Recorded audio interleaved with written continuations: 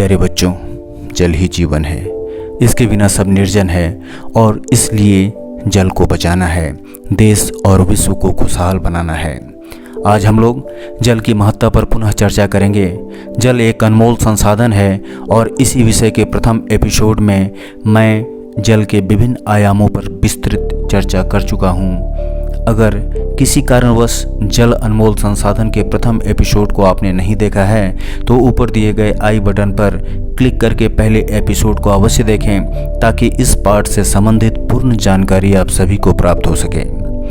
जल हमारे जीवन के लिए काफ़ी महत्वपूर्ण है, उसी तरह जल का संरक्षण भी हमारे अच्छे भविष्य के लिए नितांत आवश्यक है। जल संरक्षण के विभिन्न उपायों को अपनाकर हम सभी अपने भविष्य को सुरक्षित कर सकते हैं। कहा भी गया है कि जल है तो कल है। प्यारे बच्चों, सप्तम वर्ग विज्ञान के पाठ 3 जल अनमोल संसाधन के एपिसोड 2 में आज हम जल संरक्षण के विभिन्न तकनीक, ड्रिप सिंचाई व्यवस्था, पौधों पर जल की कमी का प्रभाव की जानकारी प्राप्त करेंगे। इसके अलावे झारखंड के सिमोन उरांव को जल पुरुष क्यों कहा जाता है, इस पर भी आज हम लोग चर्चा करेंगे। हमने देखा है कि वर्षा के रूप में जो जल हमें प्राप्त होता है उसमें से अधिकांश ऐसे ही बह जाता है। वर्षा जल का उपयोग भौम जल स्तर की पुनः पूर्ति करने के लिए किया जा सकता है। इसे वर्षा जल संग्रहण कहते हैं। पिछले कुछ वर्षों में देश के साथ झारखंड में भी वर्षा कम हो रही है।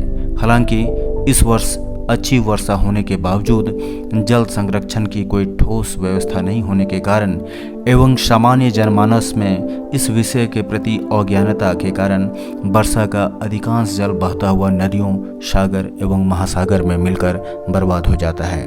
अतः जरूरी है कि जल संरक्षण के विभिन्न उपायों को अपनाया जाए। भूमिगत टैंक का निर्माण जल संग्रहण का बेहतर तरीका है जिसके माध्यम से हम भूमि के अंदर पानी को संरक्षित रख सकते हैं। इस प्रक्रिया में छत इत्यादि में एकत्रित वर्षा जल को भी एक भूमिगत गड्ढे में भेजा जाता है।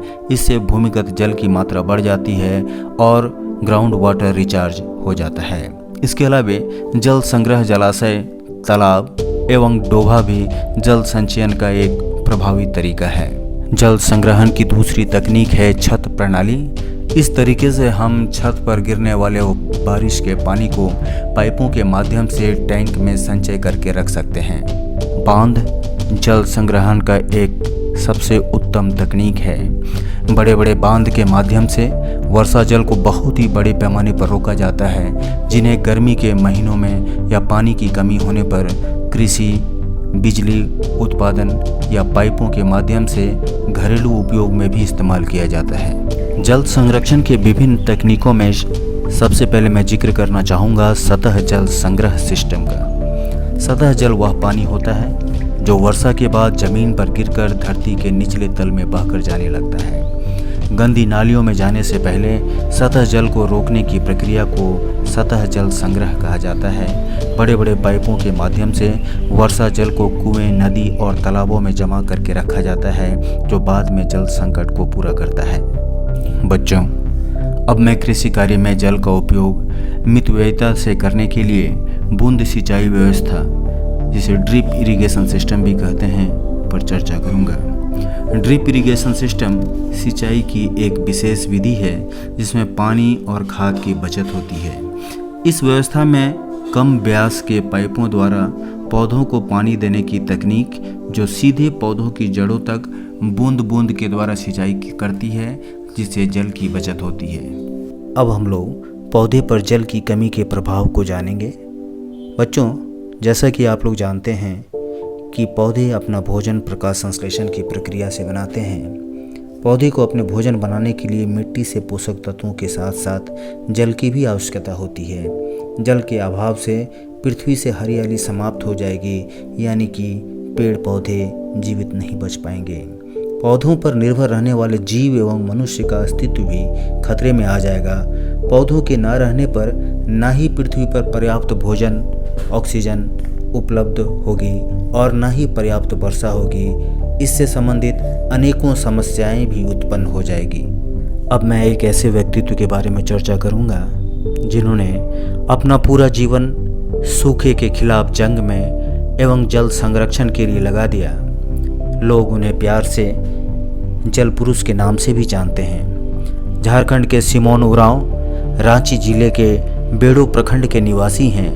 केवल चौथी कक्षा तक पढ़ने वाले सिमोन पिछली 1 सदी से सूखे के खिलाफ जंग लड़ रहे हैं। उन्होंने जल संचयन के लिए अकेले 6 गांवों में तालाब खुदवाए। इसके अलावा वृक्षारोपण की अनूठी मिसाल पेश की।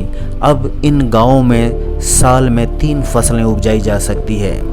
जब सिमोन 28 साल के थे तो उन्होंने बारिश के पानी को नियंत्रित करने के लिए अल्प विकसित बांधें बनाई। अपनी देसी तकनीक के जरिए गांव वाले के सहयोग से सिंचाई के लिए पहला बांध गाय घाट का निर्माण किया। फिर उन्होंने गिरना बांध का निर्माण किया। 450 फीट लंबी इस नहर का निर्माण उन्होंने जंगलों और पहाड़ों को काट कर किया। इसके बाद उन्होंने दंसावली बांध का निर्माण किया। उन्होंने कई बंजर ज़मीन को खेती के लायक बनाया। साधारण जल संरक्षण के उपायों से उन्होंने 51 गांवों का भाग्य बदल दिया। अब इन गांवों में खेती के लिए पानी की दिक्कत नहीं होती। आज इनका गांव झारखंड में कृषि हब के रूप में विख्यात है।